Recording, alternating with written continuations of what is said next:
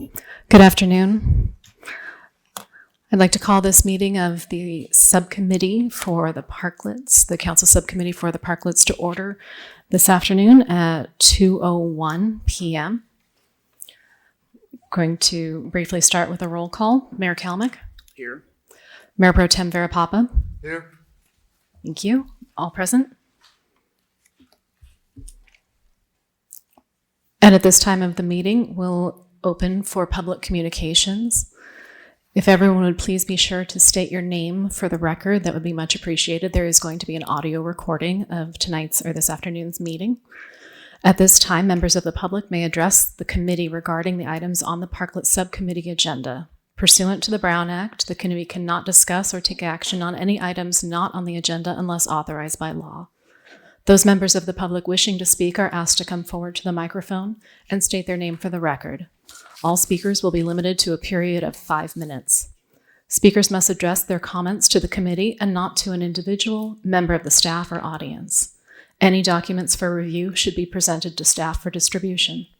Those members of the public wishing to provide comments are asked to send comments via email to the city clerk at gharper@sealbeachca.gov or via the comment icon on the city's website at sealbeachca.gov/government/agendas notice meeting videos/council council commission meetings by noon on Thursday, October 20th, 22. Comments provided via email will be posted on the city website and for review by the public. Any documents for review should be sent to the city clerk prior to the meeting distribution. We did receive a number of emailed comments which are available on the website currently and have been provided to the subcommittee in written form as well. And with that, I'll open public communications. For anyone wishing to speak, please come down to the podium.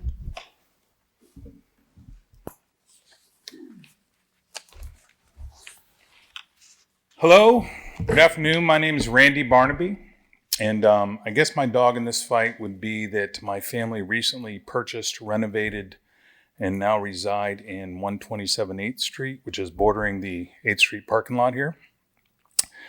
And, we spent quite a bit of money purchasing and renovating that, so you can imagine my dismay and disappointment when I read in the Sun last week that they are considering a giant parking structure outside my window.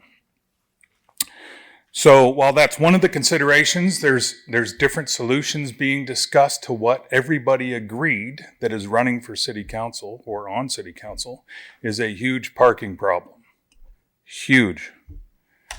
So given that there's a huge parking problem in the city, the pandemic parklets that I guess were supposed to be temporary, the discussion of them being permanent confuses me because not only does that take away parking, worsening the huge parking problem, but by default, the reason is to increase capacity in the restaurants, which would mean that you also need more parking. So by reducing supply, you're also increasing demand. At the same time that I read in the paper, there's a huge parking problem that could lead to a giant cement structure outside my house. So at the very least, I'm getting mixed messages on the parking problem. And that's all I'd like to say about that. Thank you.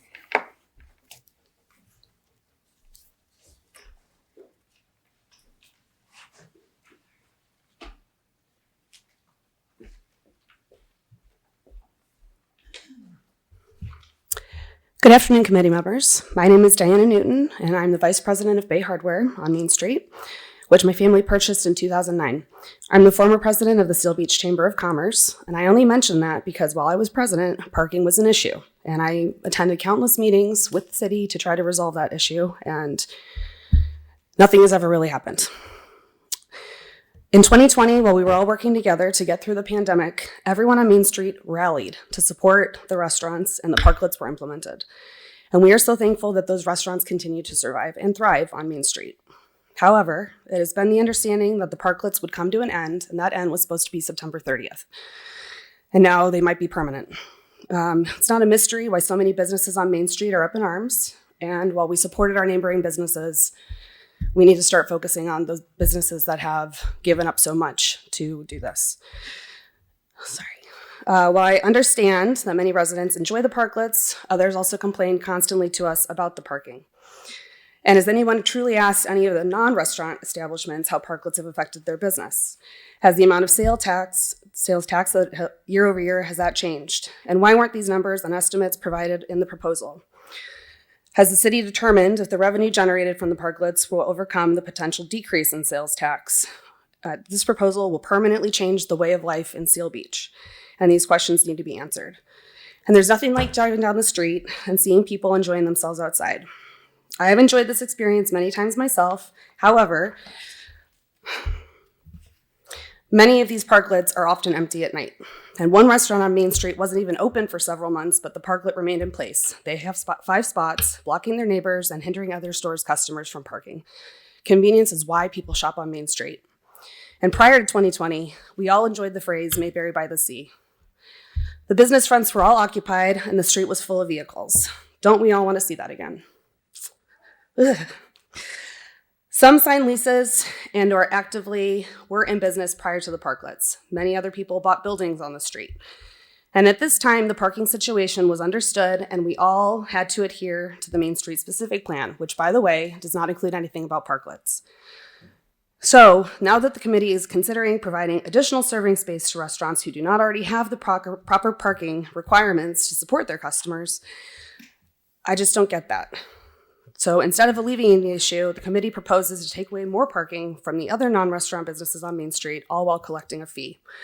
And let me speak to that, because many of the businesses on Main Street pay a premium to be on Main Street, and the proposed square footage rates seem very low compared to those rent rates that I am aware of. And has a study been conducted on the current market rate for the space on Main Street? And while the city collects the rent for the parking space that it's taking over, I don't understand that. Why? I realize that there are new and unforeseen maintenance costs, but shouldn't maybe some of that go back to the businesses that are losing customers due to the worsened lack of parking, which is all being created by the parklets? And again, when these businesses opened, the parking, as limited as it was understood what it was, and now the committee is trying to change that permanently. Is there any talk of removing the 1-hour parking limit or permit requirement for the streets around Main Street? Where exactly are all these non-parklet customers supposed to park? Will the time limits be adjusted on Main Street? Is the city also considering installing meters? You can see where I'm going with this. It will be changing Main Street forever. And I'm very concerned that the businesses are going to suffer. Now, most of the non-restaurant establishments are open during the week with varying hours, say between 8 a.m. and 7 p.m., 11 hours a day, far longer than the minimum proposed requirement of the parklet usage, which could be as short as 7 hours, say 7 a.m. to 2 p.m. to cover the 2 meal servings requirement, meaning that those spaces are not available at minimum for 5 hours while businesses could be using them.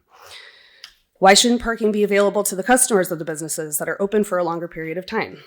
Additionally, why allow a restaurant to tie up parking spaces for a day in which they are not even open? Perhaps require that they have to be open 7 days a week.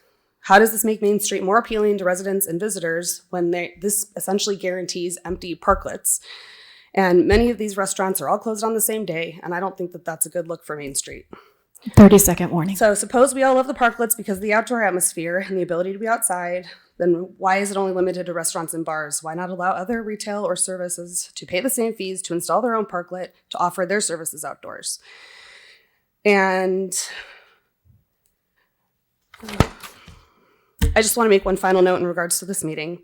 If the true intention was for all the businesses on Main Street to have the ability to attend a day, I think providing less than 48 hours notice is ridiculous, and the time of day is incredibly inconvenient. Your time is for up. Most. I also want to say that I emailed a letter to City Council, and I did not receive a single response from any of the council members. That was on September 23rd. Thank you. Okay, my name's Woody Woodruff. I'm a property owner and a business owner on Main Street. I was on the last parking commission we ever had. We have less parking than 1977. We have many more people, many more businesses, and that was before the parklets. There's plenty of time to make decisions about our parklets. It's going to change Main Street forever. It's important, too important of a decision to rush without everybody having a fair chance to be part of the decision. Giving a 2-day notice with an ad going into the paper today for a meeting at 2 o'clock is legal, but it's not ethical. It doesn't give people time to respond, which is obviously the intent. We invited the whole city council down to Main Street to talk to merchants who were being devastated by the lack of parking and to residents who wanted to use the street but found it too dirty and too difficult to park and were complaining that their street had gone from a family-oriented street to a bar street like 2nd Street. But only Councilwoman Shelley would come down and listen to them. So in a way, it's true when you say everyone that you talk to is doing great. That's because you refuse to talk to people who are being devastated. We've had multiple retail stores and service businesses that have closed their doors. They're no longer here for you to talk to. And I believe them when they say it's lack of parking. You say we only see the parklets that were thrown up in a hurry, that we haven't seen the professional ones that you want to put up. Actually, we have. We've seen your renderings. We've seen them in other cities. And they still make the streets look junky. The streets are in, they look junky, and they're still killing the retail. They're destroying the retail. Look at 2nd Street. With parklets, you still can't get street sweepers in to clean the gutters. You've still are going to have flies and mosquitoes. We've been getting bit for 2 years now. And it's been over 2 years that we've been dealing with this. And if you haven't cleaned them now, you're not going to clean them. And that also goes back to the American Clean Water Act. The city can get fined for not, or reduction in funds because of that. But now with the new parklets, at least the rats won't have to live at Eisenhower Park anymore. They'll have nice condos on the street. A price of $4 a foot was thrown out for parklet rent. 20 years ago, the coffee and bake shop across from me, their rent was $5 a foot and 5% in year increase. Also, if you look at parking consultant companies that deal with cities and commercial strips, they say a parking spot is worth tens of thousands, not tens of thousands of dollars a year, but hundreds of thousands of dollars a year in sales. The rent should be at least 4 to 5 times the amount of $4 thrown out, not to cover not only the normal price of restaurant square footage, but lost sales from taking away parking spot. No wonder 20 years ago, 2nd Street paid $1 million for 8 parking spots, for enough land to put 8 parking spots on. We shouldn't even be discussing this. They should be gone. The pandemic is over. We have a pandemic of parking spots now. And when we have places that mostly their seating is outdoors. Do they get a parklet? The to-go places, like ice cream places, do they get a parklet? The people that already have al fresco dining, that have patios and stuff, do they get a parklet?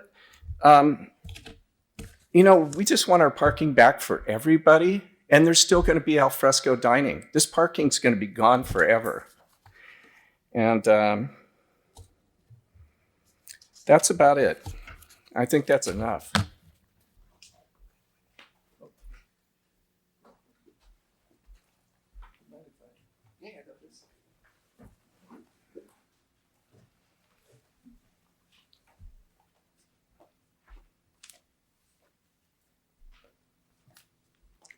Good afternoon, everyone. My name is David Brunges.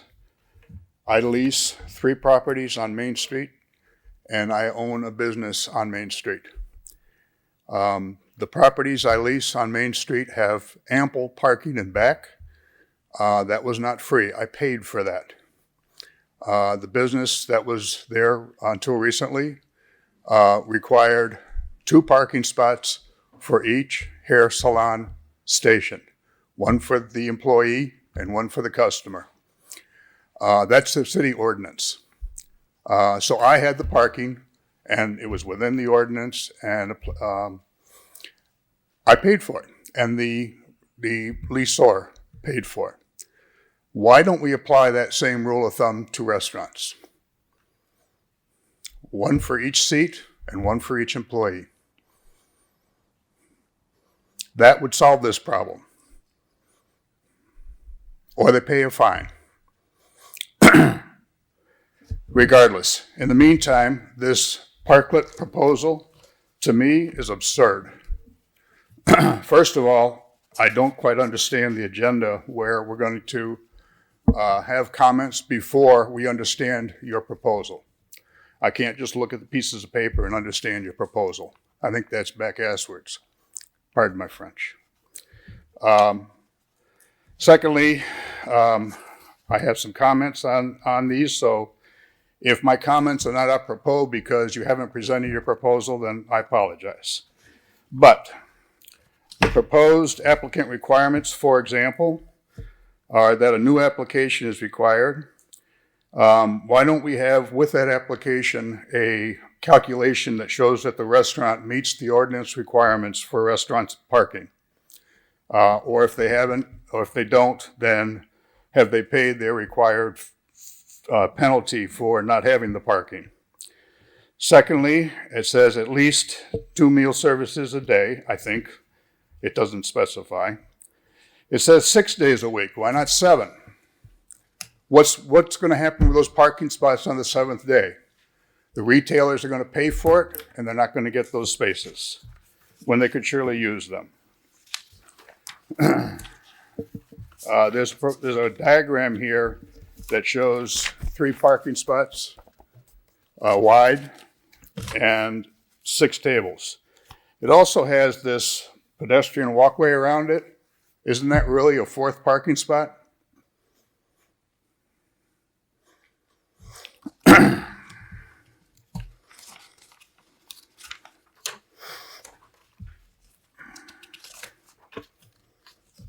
I'm looking at the calculation for the fees. Yesterday, I signed a lease for one of my rental properties, and that was at the rate of $3.80 a foot. So you can use that figure, and that's a hard documented figure. However, you need to add administrative fees. Who's going to check and make sure these parklets are designed to code? Who's going to make sure they're installed to code? Who's going to make sure that they're maintained? That all costs money. The other retail businesses should not have to pay for that. It has to be done. It better be done. The other question I have is 82 square feet per parking space. Really? I think you're talking something more like 8 foot wide and 16, 17 feet deep. With my calculator, that's not 82 feet. The comment is made that the outdoor space may have lower value. It's just a comment. It's like it's a fact. Really? No, it has a higher value, much higher value. I had a tenant move in who moved because they wanted the front window to be large and open on the sidewalk. That space has a higher value. So you ought to be talking about $6, $6.50, $7 a square foot. 30-second warning. Square foot. Sorry? 30-second warning. Thank you. The last thing I'll make comment on is the last calculation here where two spots angled. It says it's a usable square foot of 146. It's not. Based on your assumption of 82 square feet, that's 164, which means the monthly fee at 250 is 410. Monthly fee at 350 is 574, and the monthly fee at 450 is 738. Your numbers are wrong. Thank you very much.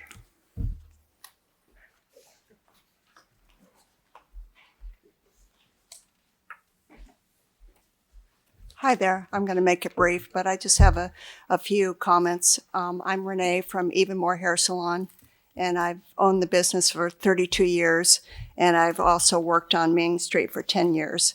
There's always been an issue with the parking. It's been a little tricky, and especially for my clients that are coming from out of town. So it has been a problem, and this was supposed to be temporary, and my whole storefront is completely covered. I have no signage whatsoever, so I've lost a lot of business. And then also too, with the government, when they said that the hair salons could open outside, I had no place to to open upside because of the fact that my whole front is completely taken over by a restaurant. So my concern is that I have no signage whatsoever. And then we also have the problem of like people out there partying, and especially when we have kids inside, making noise and, and being vulgar. So that's been an issue too. So I just would like you to consider that. And then also too, if you do decide to do permanent, I don't want any of that on my side whatsoever, because I pay rent to be on Main Street, and I have absolutely no signage whatsoever. You can't see my salon. So I'd like you to take that into consideration. Thank you.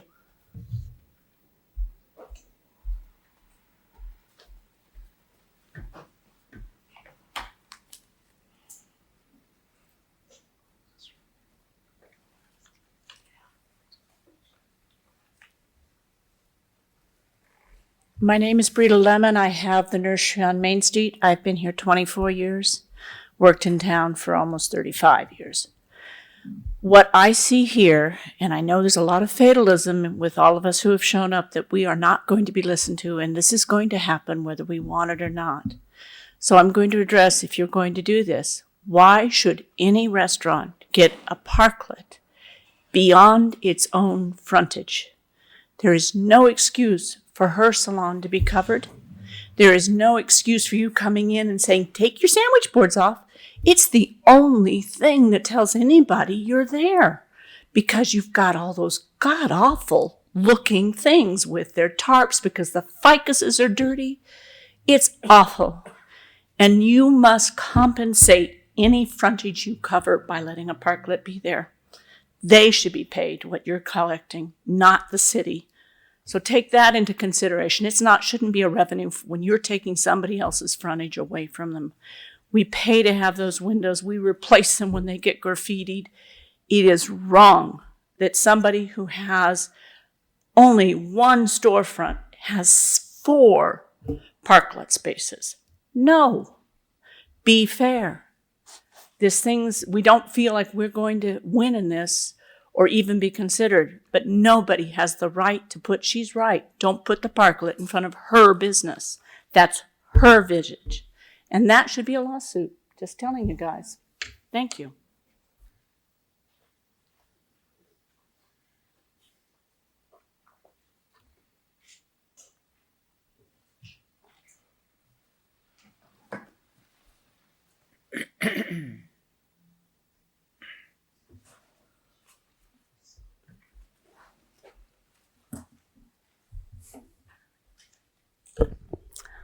Joyce Ross Parquet, Old Town resident, 50 years.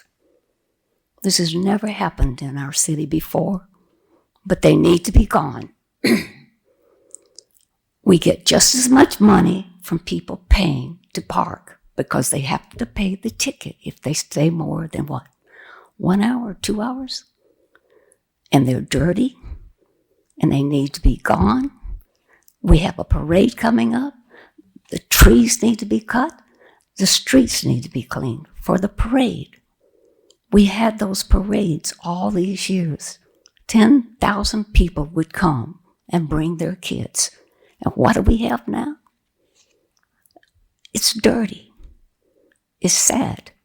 And half of them don't even use the parklets. I mean, you don't go over there and check everybody out. But we do who live here.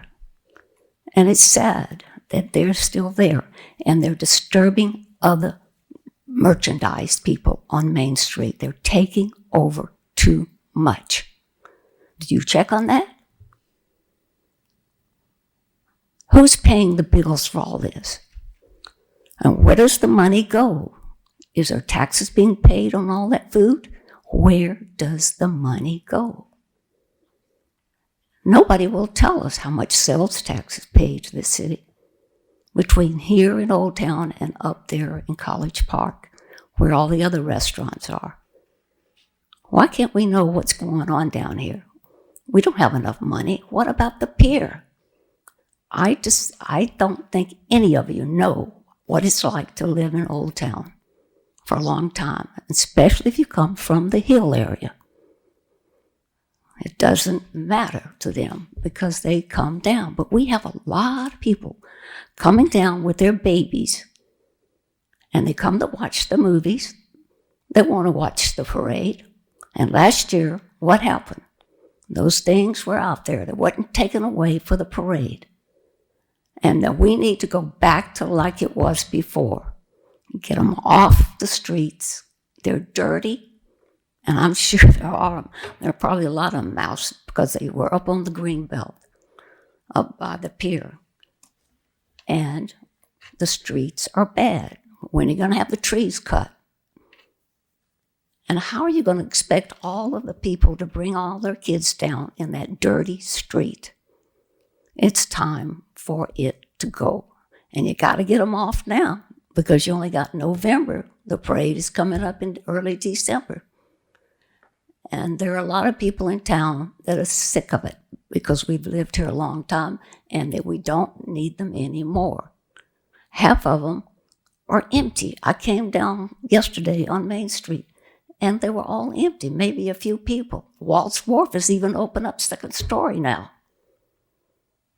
And a lot of them closed down after lunch. Come on, give me a break. The one over there, the new restaurant, doesn't even come out anymore. They stay in. It's time for them to go. I'm sorry if you own a restaurant here in town, but it is time. Let's get back like it used to be. Thank you.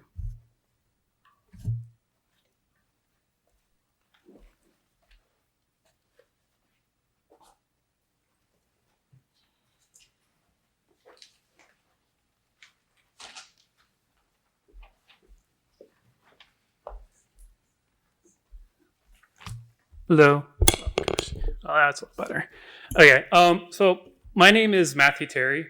My family's lived here in Old Town Seal Beach since the 60s. I've grown up here, and I've been raised here. I've continued to live here today.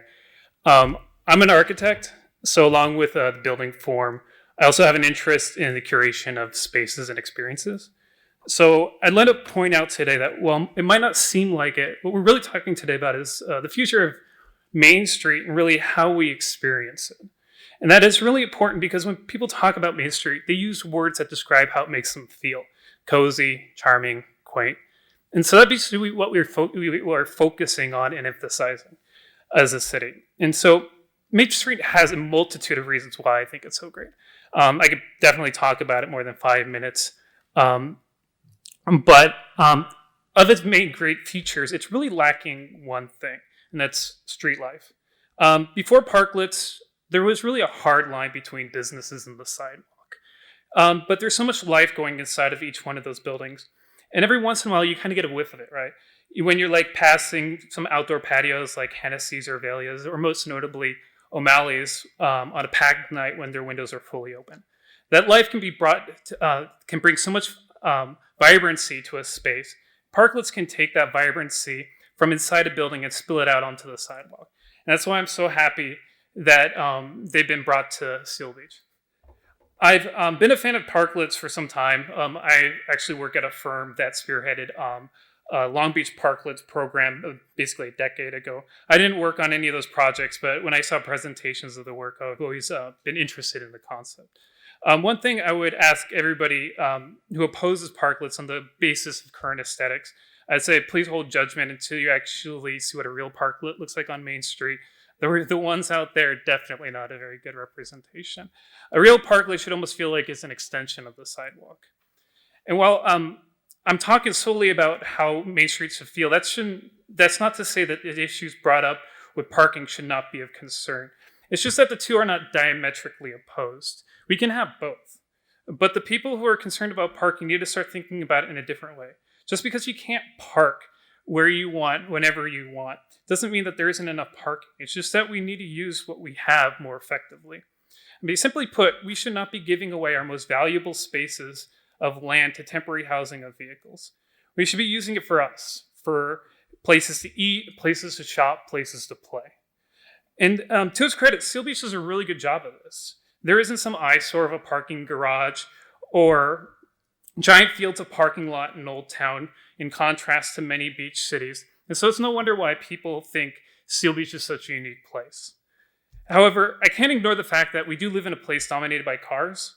So how do we find an equal balance? And the answer really isn't nothing new. The Main Street specific plan 30 years ago outlined a need for remote parking with shuttle transportation. And that really holds true today. The shuttle service can effectively solve everyone's problems. Think about it. It can reduce the amount of needed parking on Main Street, as well as reduce the amount of out-of-towners parking on the streets in the vicinity so that locals won't complain about have issues with parking. But it'll also make Main Street more accessible to people outside of the city, providing more overall parking than what the parklets even take away, leading to more shoppers, more restaurant goers. It's a win-win for everyone. And the program itself should be kind of built in a way to kind of pay for that shuttle system. And if you really wanted to, you can dress up the shuttle to look like a trolley for nostalgia's sake. Lastly, I do want to mention that I kind of lied when I said Main Street is lacking just one thing. There's actually another. However, I don't know how well it will be received, so I wanted to leave it for the end. I've walked down Main Street thousands of times. Essentially, it's a great place to take a stroll, but it's really lacking a place to just stop and take in the street and relax. Maybe to eat a slice of pizza or eat an ice cream cone or just chit-chat with a friend. I know there's some benches in some areas, but if you've ever sat in one of those like I have, you'll notice that because the sidewalk is such a small size that it's not very comfortable to sit on when there's a lot of people passing by. So if the Parklets program does become successful, what I would recommend is that the city take a look at a few select places around Main Street and where parklets can be built for the use of just public space with benches. So then people can just sit down, talk, and just really be a part of the Main Street experience.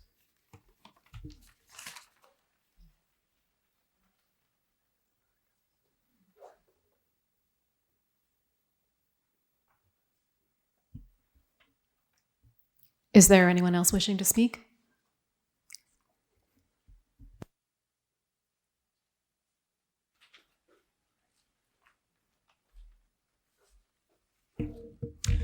Good afternoon, everyone.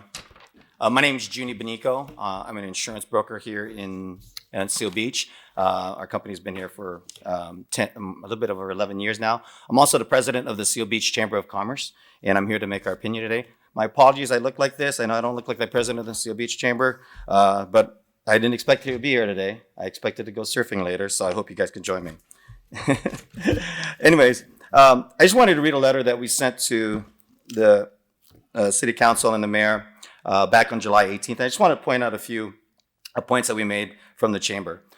We believe that the parklets are critical for continued growth as we navigate the ever-changing environment that the COVID pandemic has left us. Businesses need tools to survive, and the parklets have provided a successful tool that has resulted in higher foot traffic on Main Street. Parklets are well studied and dating back to 2014. The Chicago Metropolitan Planning Council surveyed the usability and economic impact of their parklets. Conclusions of their study included 80% of businesses found parklets brought more foot traffic and customers. Some businesses reported a 10 to 20% increase in sales due to the parklet. 30% of visitors made unplanned food and beverage purchases. 33% of visitors would be at home if not for the parklet. 43% of visitors traveled quarter mile or less to the parklet, and 57% walked to the parklet. For businesses that installed, the average quarterly revenue grew by about 29%. Businesses that did not install a parklet only grew by 10%. The Seal Beach Chamber of Commerce is committed to the success of the businesses in our community.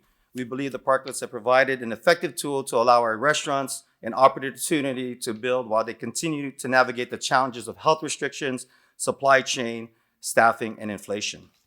On that note, inflation has also been a very big part of why the parklets are important to the businesses on Main Street. I got some notes from one of our restaurants. Wages alone are up 20 to 30% since 2019. Insurance costs, and I know this for a fact because I know workers' comp and general liability costs have gone up, including employers' liability insurance has gone up since 2019. And in some cases, that has more than doubled for some of these restaurants. Food costs have gone up as well. Customers prefer to eat outside when the parklet is available. Okay? That could, if without a parklet for some of these restaurants, it could drop from 10 to 15% from pre-COVID due to the fact that some people are still hesitant to eat inside. Benefits of some of the parklets.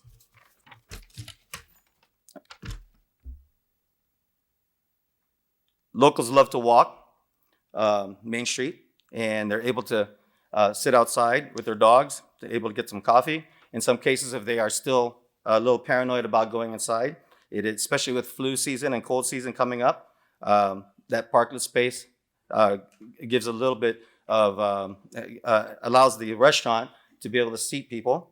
It also increases employment, having a parklet.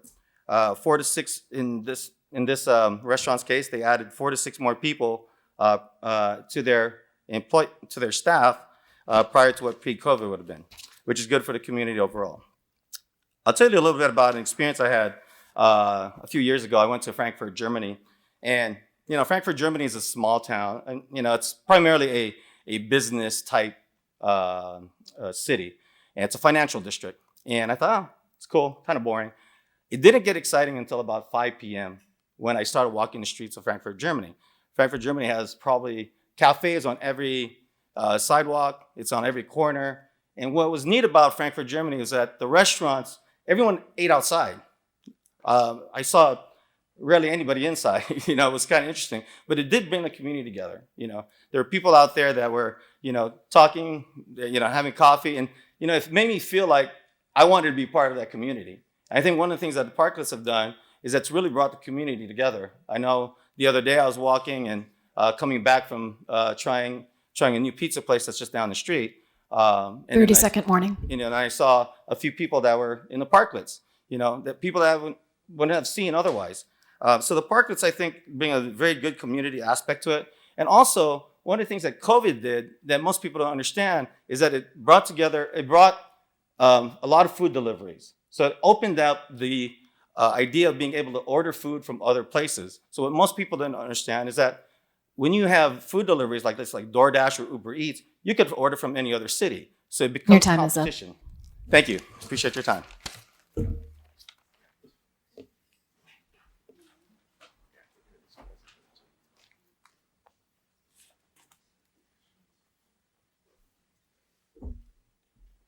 Hi, my name is Michelle Nisley. My family's been here since 1940. Parking has always been a problem in Seal Beach. It probably always will. It's a congested small beach town. It has a lot of charm, and I've always appreciated the charm that's here. And I know that we've had the Parklets open up because we had the problem of the COVID pandemic. And the COVID pandemic, we tried to support our restaurants and give them a place where they could make money because they couldn't even open. Do you realize people had to shut down their businesses? For how long? Was it like a year and a half? I don't know. I just think that it's time to have things get back to normal. We worry a lot about hygiene. Everybody's talking about, oh, we're out in the fresh air. When I go there, yeah, it's okay, but there's gas from the cars going by. When I walk down there at night, there's bums that are sleeping or they're going to the bathroom in the Parklets. I've never seen them clean. That's a hygiene problem.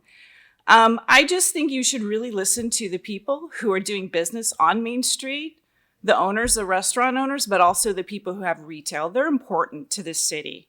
And I think that we need parking. This is not Europe. We're not living in Europe. We're a small beach town, and we need to have Main Street back and to really think, or if we're going to have Parklets, really think about what you're doing, because it just sounds really crazy to a lot of us. Thank you.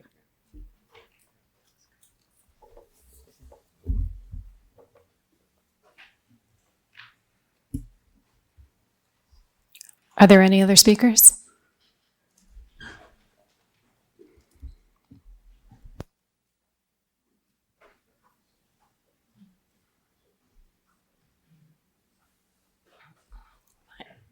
Thank you. My name is Cynthia Brunges, and business owner and property owner here on Main Street. And I just find it very interesting that we really didn't hear anyone here from the restaurant groups supporting this today, besides the chamber. And I take exception to his comments. He's drawing from Chicago analysis and documentation. Well, Chicago's a big city, and I'm not sure that that really applies to us. The Parklets are going to take away that Mayberry by the Sea feel for sure. That will be gone. And I think one of the things that made Seal Beach so unique was that it was a family. It was always family orientated. And I'm not sure I want to turn it into Second Street. You know, I have children that I used to, come down. We took so much fun, walking around. And to be on Second Street, I don't want to take my kids to Second Street. There's a lot of stuff going on there I don't want them to participate in. Like in Long Beach there.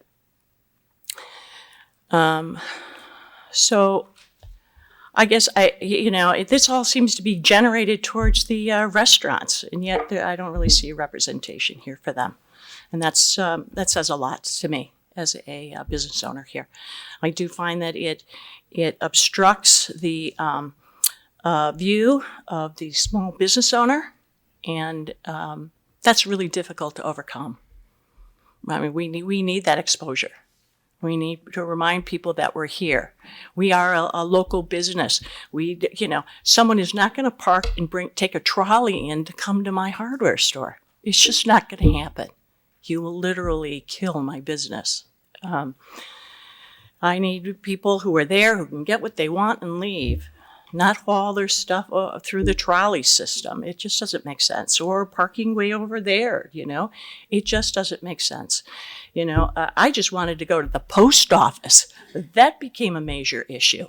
Just trying to find someplace close enough. And I have walking issues, so I can't be walking, 4 or 5 blocks to go to the post office.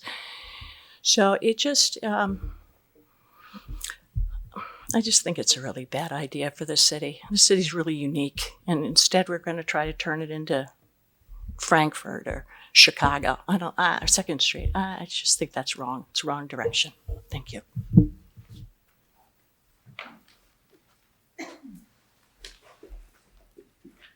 Hello, I don't live here. I'm new to the area. Can you state your name for the I'm record? Samuel Messes. I'm the operating director for Paradise Ice Cream, part of the new ownership group that bought it in 2020. I know some of you. I actually only wanted to come up because you said that people weren't here. I've been using my time to go talk to the other restaurants, talking about their parklets, talking about their experiences and stuff like that. From our point of view at Paradise, Can you address the subcommittee? yeah, sorry. From our point of view at Paradise, we're in for whatever the community is in for. We want to do a really, really nice parklet that had an area for games, that had a turf on it, that had a roof that was enclosed. But we're getting no communication from the city. Every single time we reach out to get an answer, to get an update, anything, it's forever responses and no clear answers and no timeline. So, I mean, from our neighbors, Paradise, and I think it's the wharf right next to us, I've spoken to the general manager there. We're completely open with getting rid of the parklets. We also agree that there's an issue with their cleanliness, with the barrier. But the reasons that we have an issue with it is because I've called multiple times to the city to ask when the sidewalk's getting pressure washed. No clear date, no clear answer. I've done it for my neighbor personally myself, and the 3 restaurants, Paradise and the 2 restaurants right next to us, we're now a team that help each other out. But in every other city that we have stores, the city takes care of the cleaning of the parklets and we pay for it. So I just think that there's a lot of structural issues that is going on right now that the community sees visually that it's dirty. And we agree. And it's way too much upkeep with labor costs, food costs, like the chamber was talking about. Everything's going up for us. So it's hard for us to manage them by ourselves.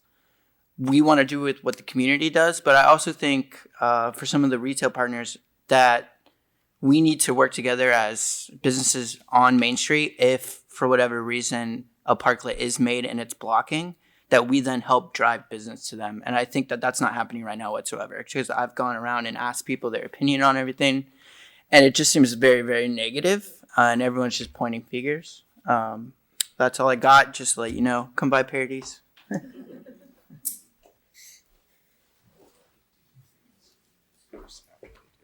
Yeah, it's actually the tree. Oh, I'm sorry. I'm so sorry. It's the tree. The tree is the major issue with keeping them clean. By the way. Good afternoon. My name is Pascal Chang. I own a couple of businesses, a couple of restaurants on Main Street. Just wanted to say that without the Parklets, I wouldn't be here today speaking to you guys. I would have lost my businesses long ago. Understanding that those Parklets were done in an emergency fashion, they were put together quickly to help us. I think most people have in mind that that's the way that they will look in the future. And before we make any decision, we should see how the future practices will look like. I want to stay in business. I understand my neighbors want to stay in business. We don't want to take business from anybody. We just want to make business and stay in business. I understand that Parklets should be only in front of our restaurants and not next door or across the way or any other way. And I think it's up to the city to make it so that it's viable for everybody and clean and to be maintained, to be taxed, however you want to do it.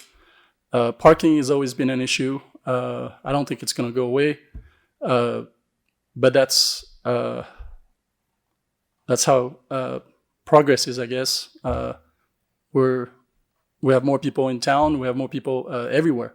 So it needs to be dealt with, but it's not going to go away. And unless we build something that nobody wants, I think we're just going to have to deal with it.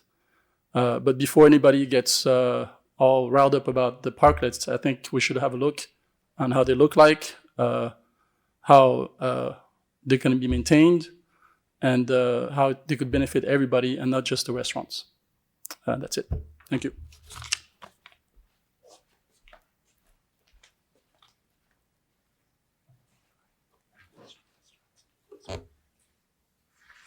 Is there anyone else wishing to speak?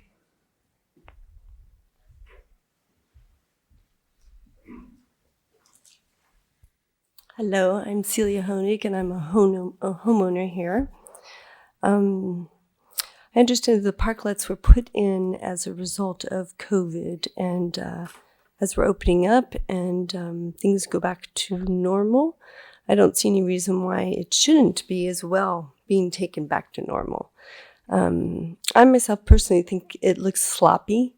It looks just visually ugly. If this is something our city wants to do, then I would like to see us do a plan, long-term, something where we make Main Street one way. And then you can have your Parklets come out right from your places, the sidewalk, and then the street. It seems kind of, seems ridiculous the way that it is now. I understand it helped people tie over during a tough time, and that's great. I have appreciated having all the restaurants there. However, at this point, I think it's a rumination and I don't see the reason for it. And I think our issues such as a lot of the sidewalks being uneven, people tripping, stuff like this, things that are more that have been in our city, that have been obvious on Main Street that needs to be addressed. Yeah. So I'm sorry I didn't get to hear the previous comments. I came in a little tardy, but those are my thoughts and my hopes that you guys will, and I appreciate you being here. Yet nonetheless, I would hope that you would do for the best of the city in dealing in us coming out of and participating in us as a city coming out of this, COVID 2020 thing. So this is 22. We're getting ready to go into 23. I'd like to see us moving on. That's it for me. Thanks.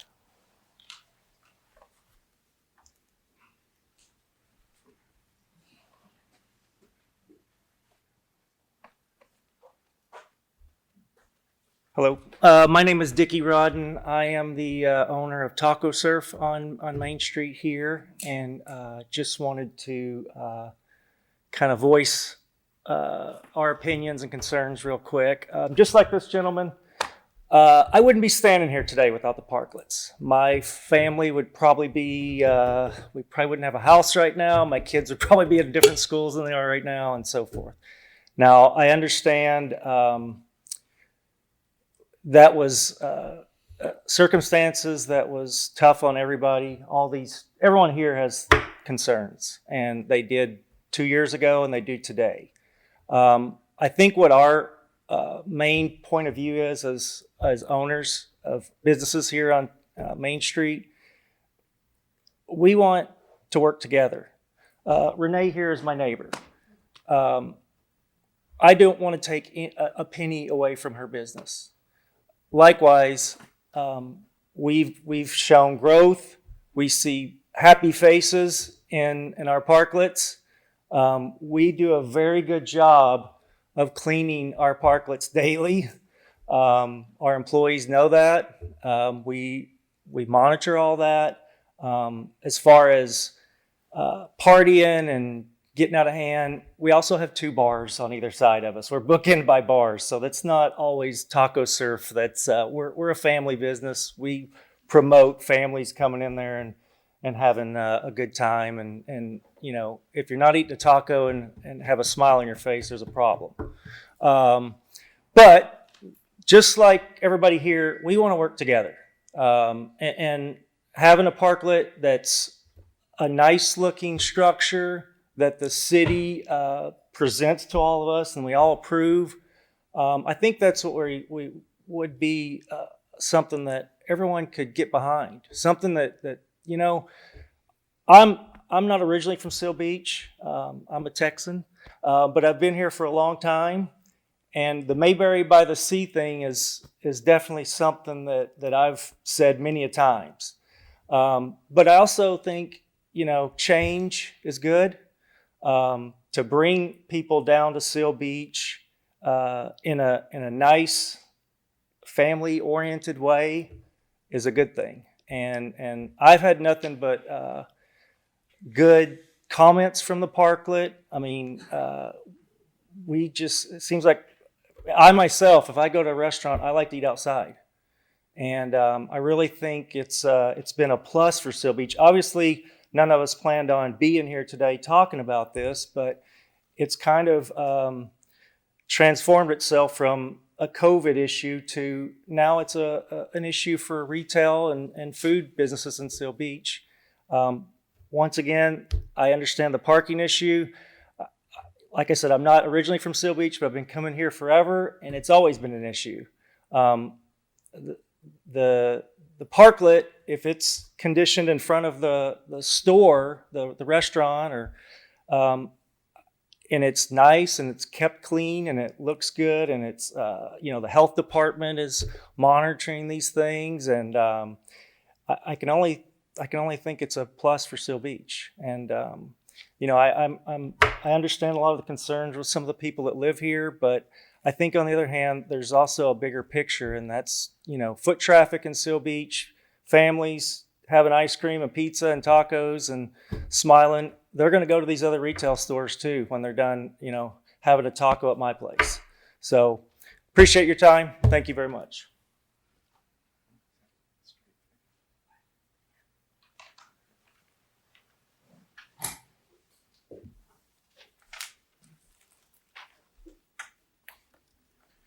Hi there, Shane McCann from Hennessy's Taverns up the street. We've been around for 35 years plus as well. We're open 7 days a week, breakfast, lunch, dinner, late night. I agree with a lot of the speakers here. Storefront, the parklet should be in front of the storefront, but we would also love the opportunity to have a parklet in front of our restaurant. So thank you.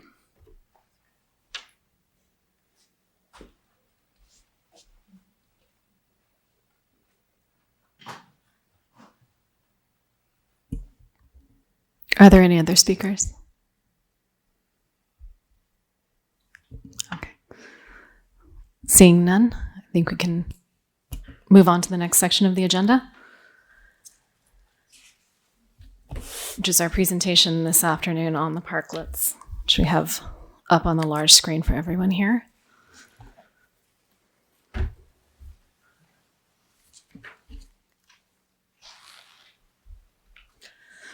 So I just want to do a little brief table setting for the rest of the presentation this afternoon. The Parklets were, as everyone pointed out, created in response to the COVID shutdown of 2020. And at that time, 28 Parklets were permitted. Today, there are 15 that remain on Main Street, and then also where Main intersects Ocean there, the corners that front the beach. The state approved Assembly Bill 61, and what this bill does is it makes certain provisions to continue the lifting of restrictions that were done as a part of COVID. And one of the specific provisions is to suspend requirements for parking for outdoor dining purposes. So not for other purposes or not to modify the codes of requirements for parking, but simply to suspend parking requirements. However, this provision of the law does expire January 1st of 2024, so a little over a year from now is what that bill provides for. So this means that any action for a future parklet program here still has a shelf life under this bill.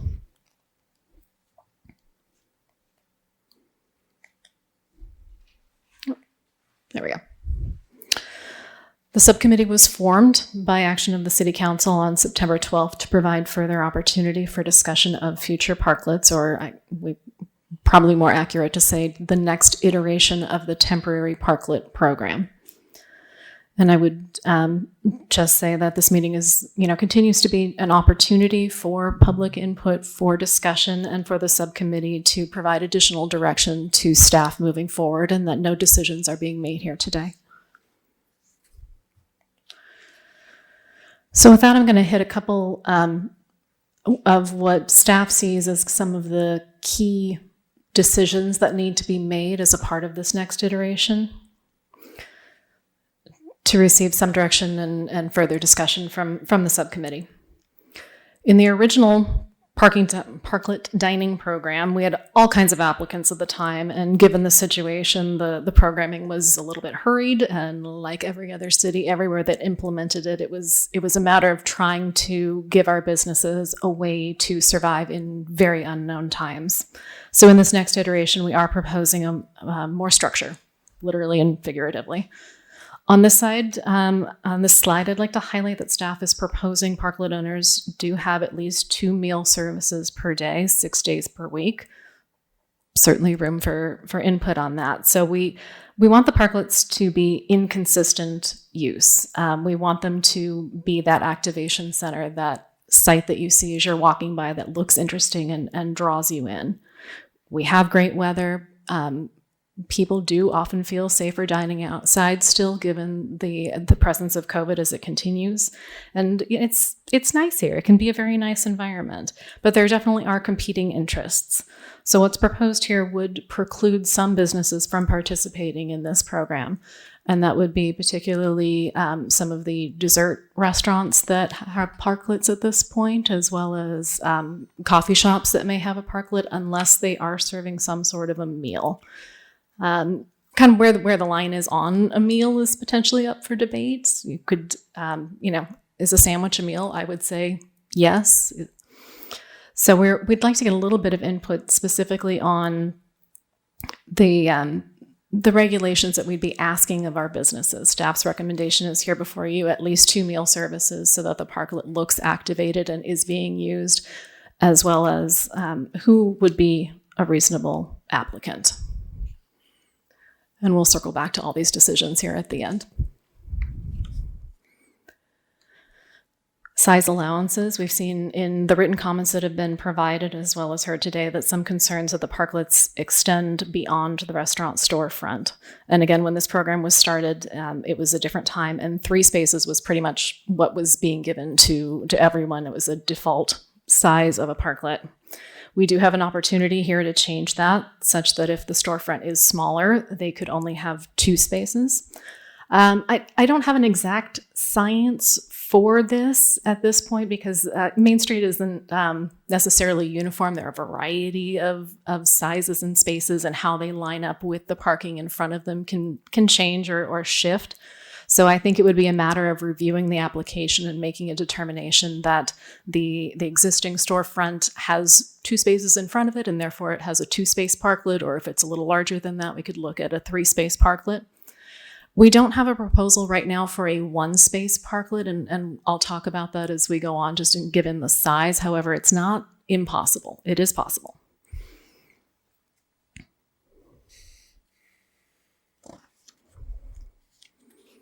So these next couple slides will talk about the construction of the parklet. As was brought to council last month, staff is proposing that we go with the raised platform parklets that are flush with the curb so that there's no step down or step across between the existing sidewalk and the parklet deck itself.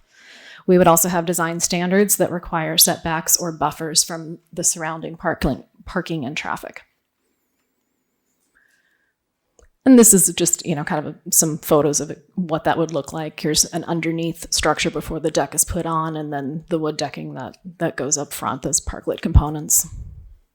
And this is what we're proposing in terms of the railing. As you know, we have kind of those K-rails that have been covered in the painted gray wood that are providing a little bit of a border right now. We would be suggesting a much stronger design border, one of these two, and it could be up to the applicant to decide. The one on the right is obviously going to be less expensive. And yes, we are proposing that there be planted landscaping such as shown, and it would have a plant palette that we would approve.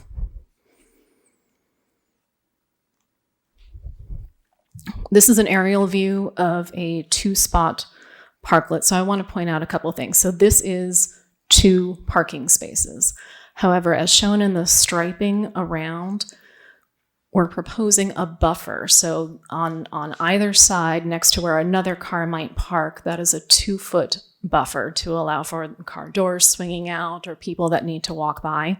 And then on the street side, so against where you would see traffic, is a 4-foot buffer. This absolutely reduces the size of available dining space within the parklet. It does not take the entire set of parking spaces there, but it does provide for separation of vehicles. Yes.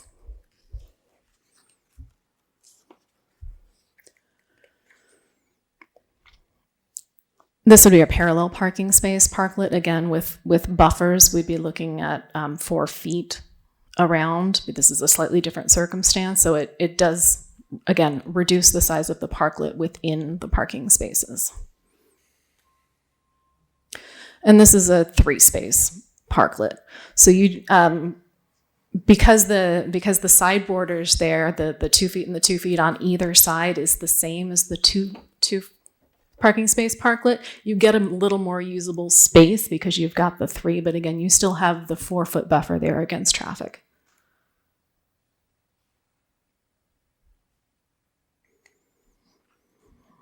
In addition to providing the new structure, we would have requirements for furnishings or guidelines for furnishings, which would also be provided by the applicant. And in general, we're trying to go for some aesthetics that don't look haphazard. It's not, kind of those plastic white chairs that we all know exactly what they are. But you can still find some very nice resin type of furniture. We would also be recommending unbranded umbrellas, furnishings that just complement Main Street as opposed to necessarily calling out attention to themselves. Cost of construction will be expensive. We have done a little bit of an internal look here within our staff and expect the construction of a parklet would cost at least $15,000. I was able to reach out to another coastal city who had obtained quotes a few months ago from a variety of contractors. Some of those went up to $28,000 per parklet. It just depends on, a lot of factors, including the availability of materials, of labor, inflation costs, and how big the parklet is, of course.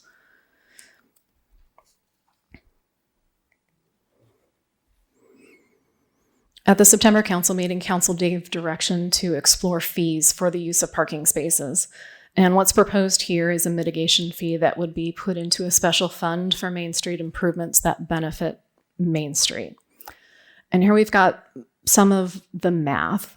And I did obtain some different reports from CoStar on rental rates. Main Street is small and the restaurants don't necessarily become that available. So to come up with a restaurant per square footage was a little bit challenging. The data is very limited, but we did get some historical on different Main Street sites, and anywhere from $3 a square foot up to $4.75 a square foot was in there. Everything with real estate is complicated. So it depends how close you are to the ocean, how close you are to, what are your neighbors? Those types of things all influence a rental rate. But $4.50 was, I thought, about as high as I wanted to put on this chart anyway. We could certainly look at $4.75 if we want to agree that's the market rate, but I do think there's enough fluctuation in there to think about $4.50 as the high end of a cost. And just from my perspective, I do think that there's reason to believe that a parklet space may not be exactly market rent because you don't have power, you don't have weather protection, those types of things. So it's something that we could consider, but it's certainly not necessary. So what you see there, the angled parking spaces, that usable square footage, so that is because you have those buffer areas within the parking space. So that is the calculation of the deck that would be permitted within those angled spots provided the buffer. And that just shows you on average what a restaurant would be asked to pay into this mitigation fee at those different monthly rates. We would, in addition, have a permit fee to offset administrative costs. There absolutely would be permitting. There would be inspection for the building of the parklets to make sure that they are safe from Public Works and from the building department. And then, of course, we have ongoing costs if there is a mitigation fee associated with finance and with enforcement of our program that we're putting together to make sure that they stay clean.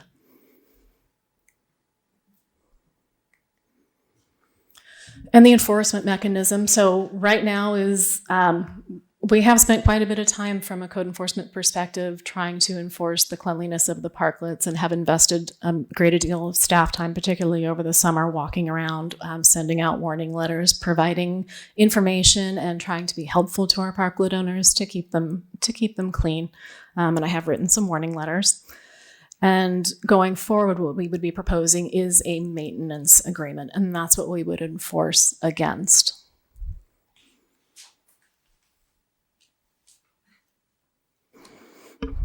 And those are the main talking points that I have for our discussion this evening, or this afternoon. What we've covered are the types of applicants, and that was the point about the meal service and the times that they're open.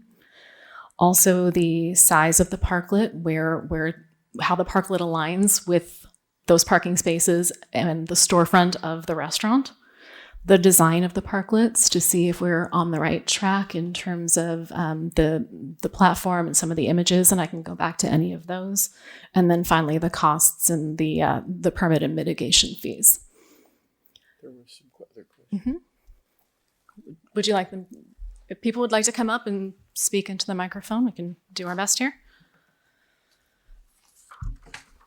So I just want to make sure I heard this part right. It's just kind of in the beginning. Am I right in saying that all this is being considered for something that is currently going to be illegal in a year? The law that allows it does expire at that time.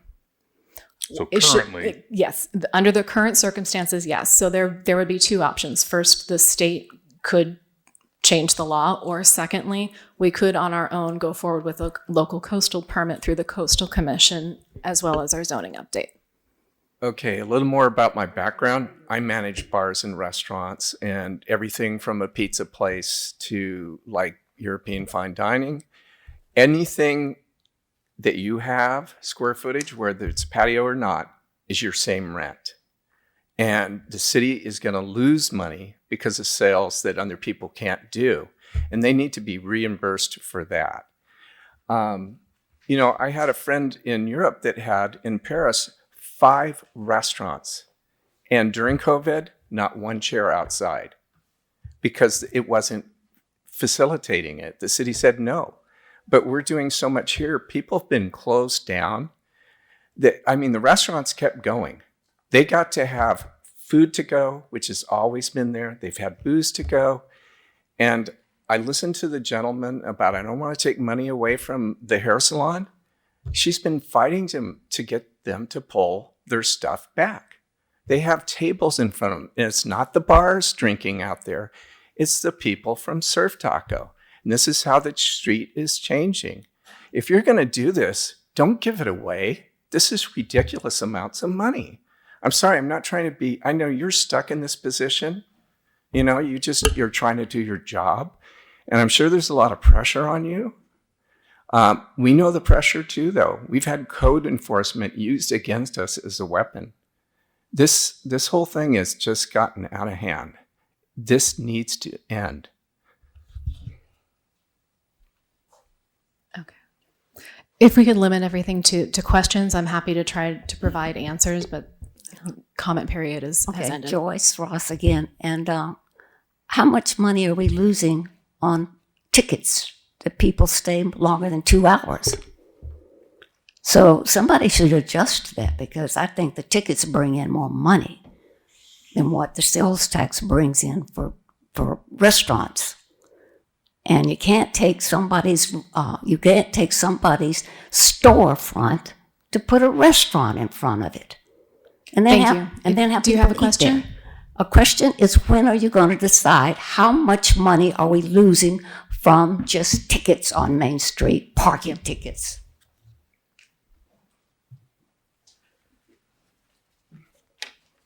Hello. My question is related to the math on the rent per square foot for the parklet. Just doing some quick math in my head. I'm thinking with 1 hour parking, a 3-spot parklet would turn over 33 cars during an 11-hour business day. And so it'd be interesting to see the math done on what businesses generated from 33 customers coming and going over an 11-hour day times, let's say, 25 business days per month versus the rent at $1,100 per month for one of the 3-space parklets.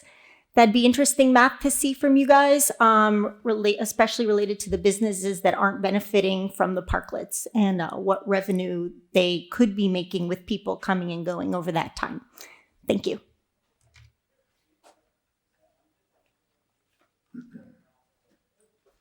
David Brunges, your pictures show an elevated structure for the parklets, which presumes it's like on joists or something like that, and then decking. How are you going to clean that? How are you going to clean underneath it? Are you going to move it periodically? You can't pressure wash. We've been told that by the city. Pressure washing is not allowed. Drains into the ocean. Can't do it. How are you going to clean underneath these elevated structures? Clearly, these are not ADA compliant. You're going to have to make them ADA compliant. 42 inches between each table, 42 inches for aisles. Elevated structures they have to be the same. You can't have like a ramp. That's correct, and they would be ADA compliant. Those are renderings. Compliant. Those are renderings. I'm sorry? Those are renderings. It's not meant to represent that every parklet would have a table in that spot. So you show 6 tables. You're not going to get 6 tables in the 2 parking spot space because ADA doesn't allow it. Unless your table is 18 inches. If you make your table 18 inches, you can do it. Is your table going to be 18 inches wide?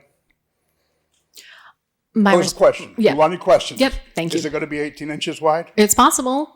Or they could go around the edge. All right. We haven't solved Just exact make sure placement of it's ADA tables, but compliant. yes, I appreciate the comment. You're They do need to be misrepresenting ADA it. compliant.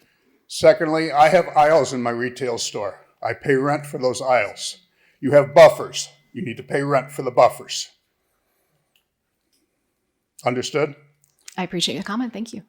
You're welcome.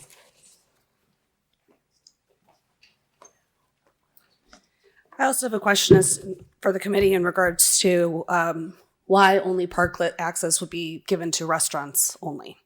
So I don't know if the committee considered giving parklet permit options to other retail businesses or, I don't know, service businesses. That one I can't answer. The state law only allows it for outdoor dining. The exception is for outdoor dining. So I should take it up with the state. Yes. Okay.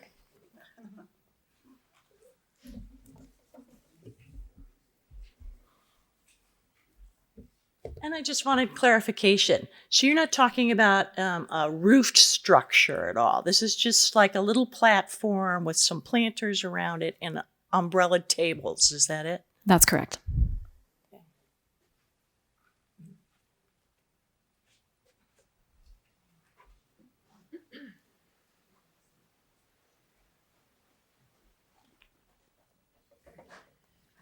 Is there any possibility you can remove the planting parklets that exist to return some parking in trying to do this? Those have been a disaster. They're not maintained. We lost a lot of parking spaces when they were put in. Could that be a consideration to mitigate what you're doing with our parking? Since they are very bad, the trees are dead in them. They took away space. Maybe we can get that space back. Is that possible? Do you want to speak to that at all? We can certainly take that as input. I don't know that I have an answer for you. Because those have not done anything.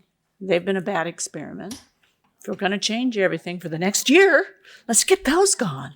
That'll be a permanent good solution.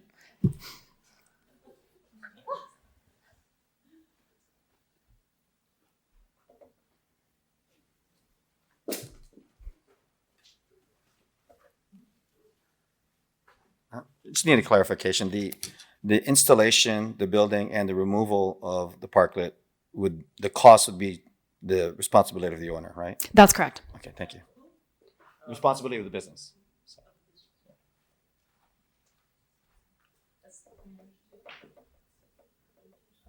Yes, that would be part of the maintenance agreement that we would have with the parklet owners if this were implemented, where, yes, they would be responsible for complete removal of the parklet and returning the spaces to their existing form. Sammy says the fund you were talking about for Main Street cosmetic upgrades, I guess, could you reiterate, or like what were the kind of things that you guys were thinking that you're going to do? The fund doesn't exist right now. But there's plenty of opportunity on Main Street. Do you want to address that? Overall on Main Street, we do have a vision to improve the overall infrastructure out on the corridor. It could be in many shapes or forms. It could be in a manner of roadway decorative sidewalks, enhancements of our landscaping in the area, lighting.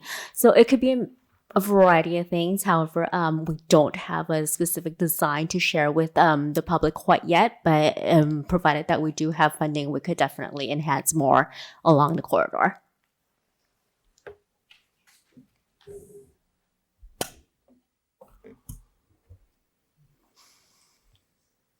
Are there questions from the subcommittee? I have a couple. While I totally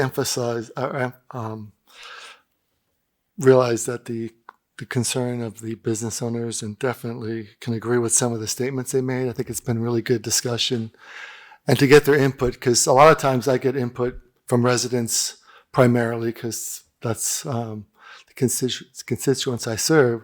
So I really appreciate all the good dialogue.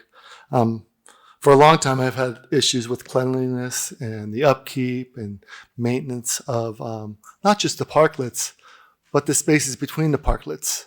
For some reason, there's always water in the gutters and there's no rain, and they get dirty, and sometimes the sweepers can't sweep there. And I've sent many emails and texts to you. So my concern is also with the many of the people here today. I have a couple of questions. The 15 parklets that we have now, how many spaces does that take up? Is it fair to say 3 per 15? It's a total of 37 spaces. 37 spaces. And then the permit fees would pay for all the I guess not the maintenance, but the review of it and the building of it and all that type of things. The building inspection and the And permitting the of it. upkeep. Yes. I think because the maintenance and the upkeep is another concern that I see. I know the ones that we have now are temporary or meant to be temporary. And I think, in the beginning, the city did an admirable job building those and putting those out there and getting them out there. But, as time goes on, the weather changes. I see a lot of different looks out there, whether it's a tarp or an umbrella or a rotted beam post, so to speak. And some of the business owners are doing a great job and others aren't. And I think it'd be important as a city to, somehow have a mechanism to ding those businesses when it starts to look bad. Because if now is any indication of how they're going to look in the future, I would say a majority of them don't look that great. There's a number of them that look really good, and I think people do a great job with the ones that look good. But playing the devil's advocate, I talk to a lot of residents. They love coming down. They love to eat outside. They love the weather. They love watching the sunset. I ride my bike down here daily. I walk down here, get coffee daily. I watch people all the time. And a lot of people come in, they go, "Where do you want to sit?" And they always go, "Over here on the outdoors." And I tend to agree. We have great weather, we have climate. There's not a lot of bugs. We're not in Minnesota or the East Coast. And I think people enjoy eating outside. I think there's a need for that. When I go into a restaurant, unless I want a private conversation, I want to sit up front or outside where I can people watch. That's why I'm kind of there too, is eat outside and watch the community. And we have a great community to look at. So I think, I'm not sure why the value would be less for outdoor. I mean, I understand there's no electricity, but they have heaters out there. But, so I would maybe take a look at that as far as the cost, because I think if more people want to sit outside, then maybe the cost to sit outside should be a little bit more. I mean, I think some of the restaurants are benefiting from that value. I think so maybe the city can recoup a little bit of that. And I'm not sure what the right price is. The fee for the parklet that you brought up, does that cover the walkway or the spaces they use, or just the dining area? I think what's there is the dining area only. So it's not the entire parking space. What's calc there is just the dining area. So we could do it at the entire parking space. I mean, I think that's another thing to look at, because I think the 4 feet adds up to a lot of feet. And I'm not like you said earlier. I don't know what the going rate is for a restaurant square footage is, but I think it should be comparable. I think a lot of these businesses are benefiting from it. And I think, playing the devil's advocate, the people like it, and we shouldn't intrude on our neighbors. I think that's another issue that, I've witnessed, and I think we need to look at that sooner than later. Not only do they intrude on their neighbors, I notice some of them intrude on adjacent parking spaces. So I think, it's just hard to kind of keep it tight. And that's, going to be a big issue, I think, is kind of keeping control of it. Maybe if there's a fee, there might be a lot less than 15, is what I would kind of gather. The 2 meals a day minimum, I think that would probably be another requirement that might bring the numbers down. So I'd like to see kind of how that would work out. But I think I'd like to keep an open mind and get more input, from our community and our city council, other city council members. I think the fee is important. I don't know, like I said, I don't know what the fair fee is. I think there needs to be parameters, and I think there needs to be a daily, a monthly, weekly, whatever, inspection of those. And there has to be some type of mechanism to either pull their permit or, figure out a way to get the parklets to look nice. I think the ones that look nice are fun to visit. I think the residents like to visit them.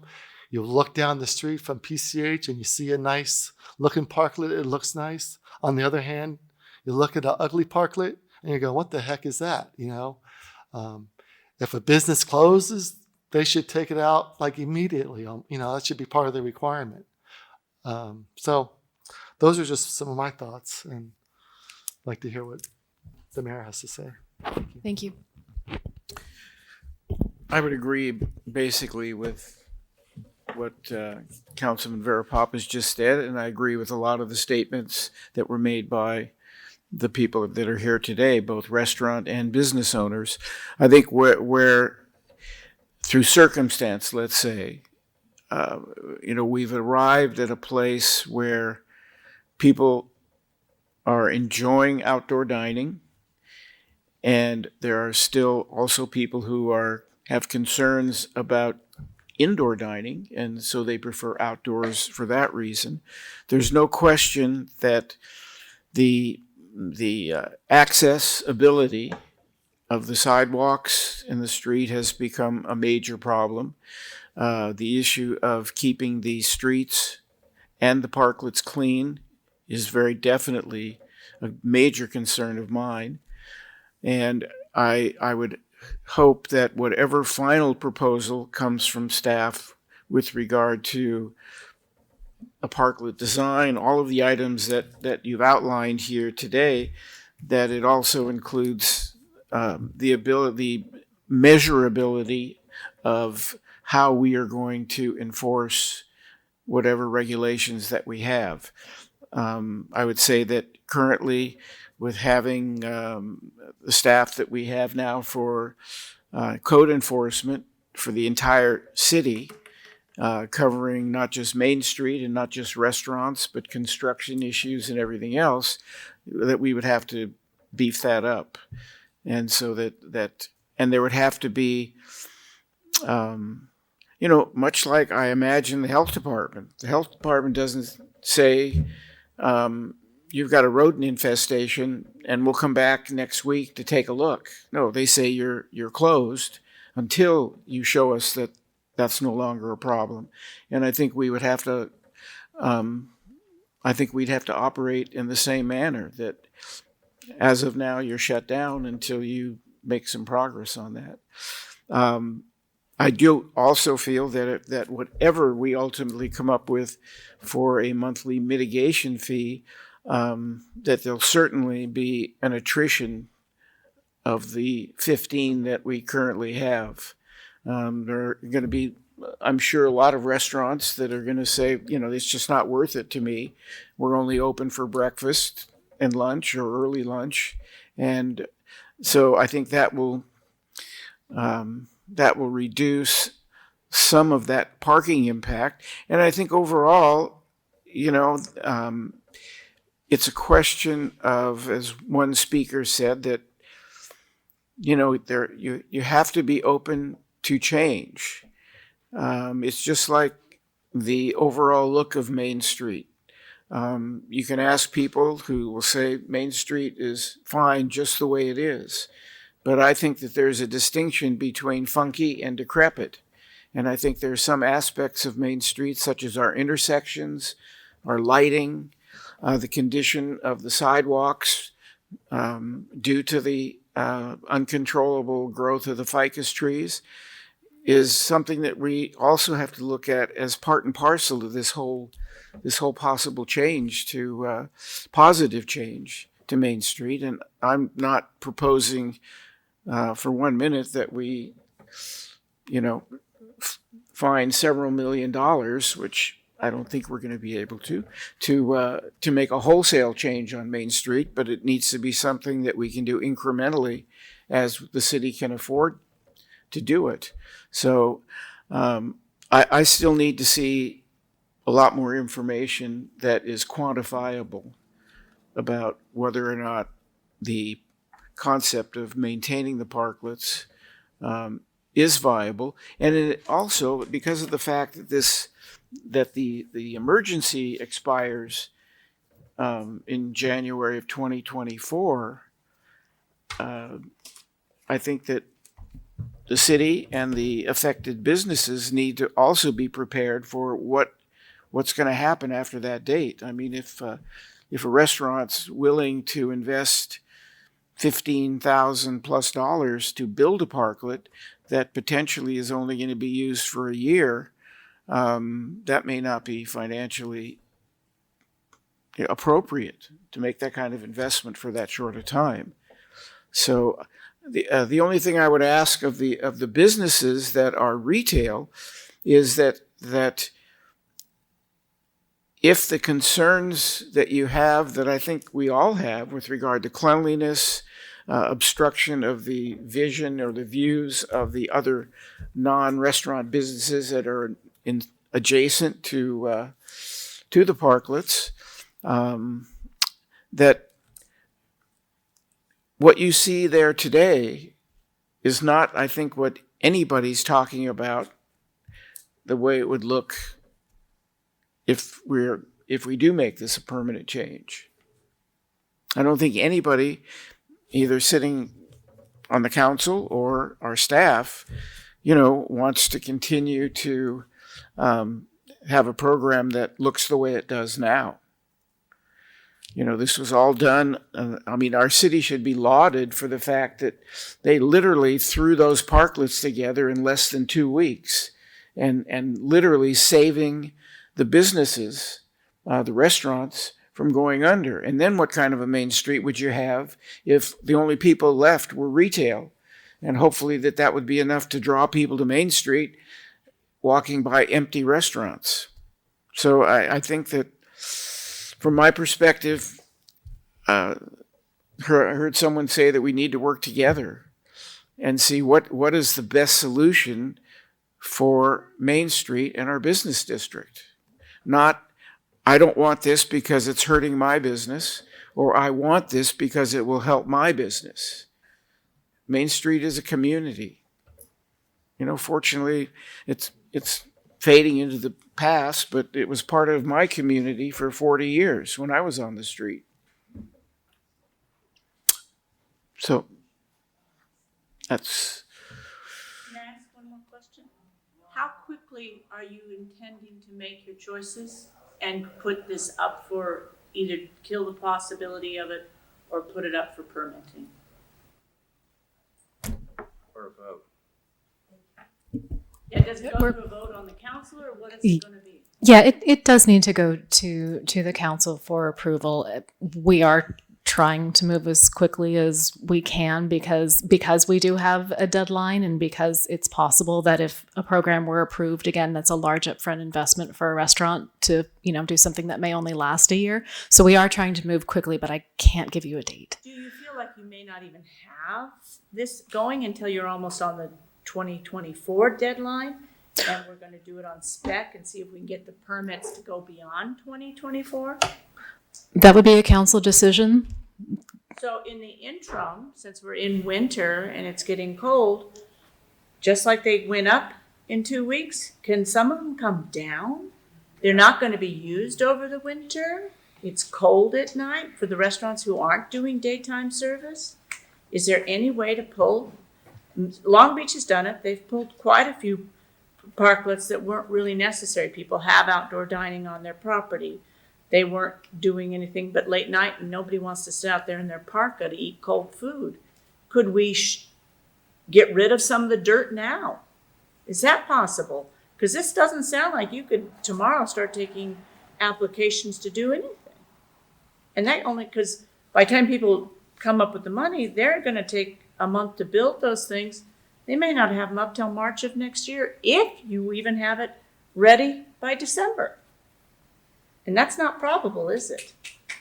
I don't have it probable, but I do think it's possible. But I don't necessarily disagree with your timeline that we may not see actual construction until February or March by the time you got their process.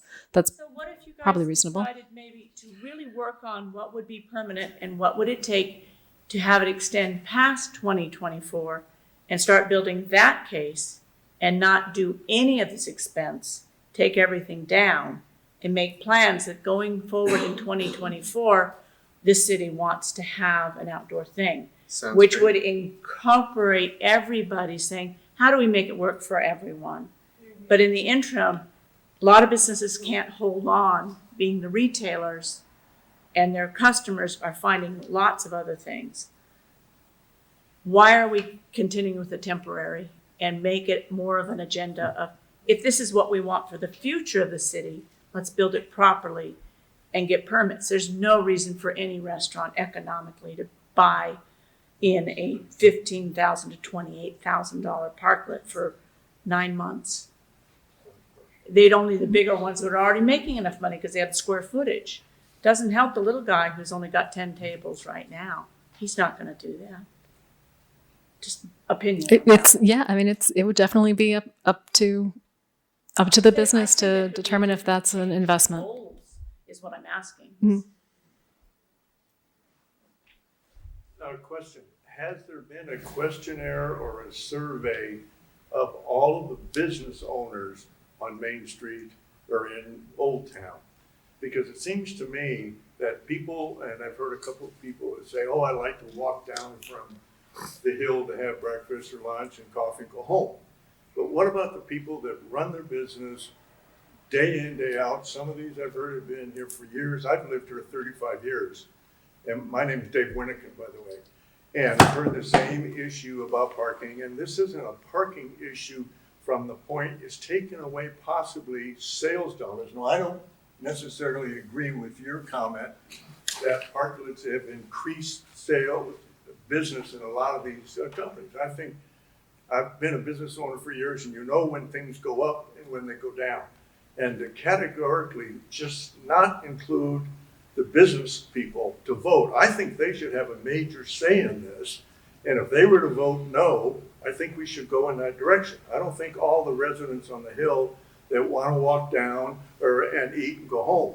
Those businesses have to survive. And to hear about this lady here on her shop and some of these people fighting to stay in business, and we're just basically supporting or talking about supporting the restaurants. And those restaurants, the ones that have fine food and everything, they've been around forever, and they're going to continue to be around forever. But I'd like the thought about doing a survey to see and have it published on what the business owners actually say and give them time to vote on that. Thank you. Yeah. If I could just ask you if you are going to speak into the microphone so the auto recording picks it up, or speak very loudly.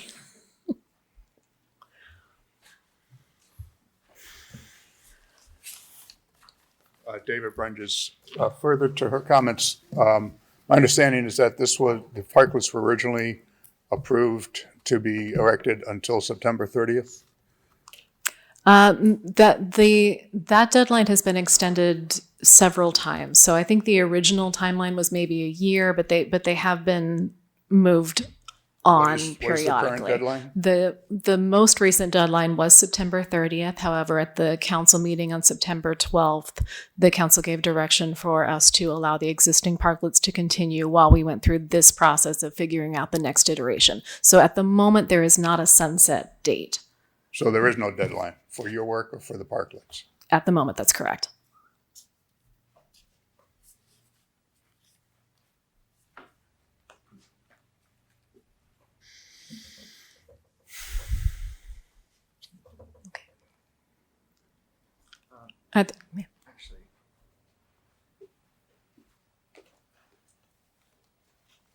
I just had a question. If you are going to do vote for the business owners, are they going to be the business owners on Main Street or right adjacent to it? A lot is given to the chamber. The chamber, from what I see, looking at their website and stuff, is still the minority of the businesses on Main Street. And often the presidents of the chamber aren't even from our city. We've, it's been hard for a lot of the businesses here with the chamber bringing outside competing businesses before. We've had to fight that. We had a fight when They used to do the music on Main Street, and they'd get 50 people. And we kept fighting with them to take it down to the beach. And they said, oh, we're not going to get any people. It's too cold. Well, now they have thousands. So I think the people that are not aligned with the chamber have been on the right side a lot. And we're not against the chamber, but, we want the city to consider the majority of the businesses. And it's a conscious decision for us not to be in the chamber. I've been a past member, and it didn't help me. It didn't help the other businesses that I talk to. It seems more like it's getting to the point to being a food and beverage association. So I would hope that if you do this, that we stick with businesses from Main Street. Thank you.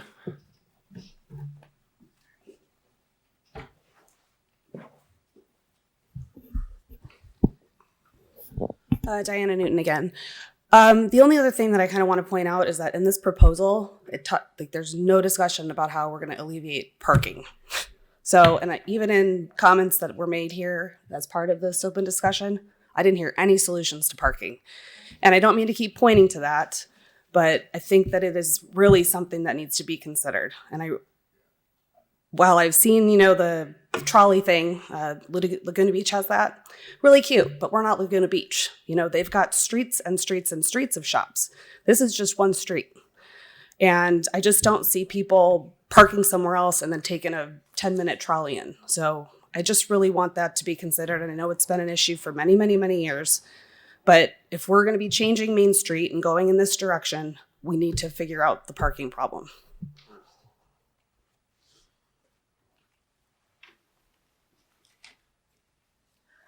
All right. If there are no other questions, does the subcommittee have any further comments? Okay. Well, thank you all. I think this was a very productive meeting, and I appreciate all that everyone brought to the table. And with that, I will adjourn the meeting at 3:43. Thank you.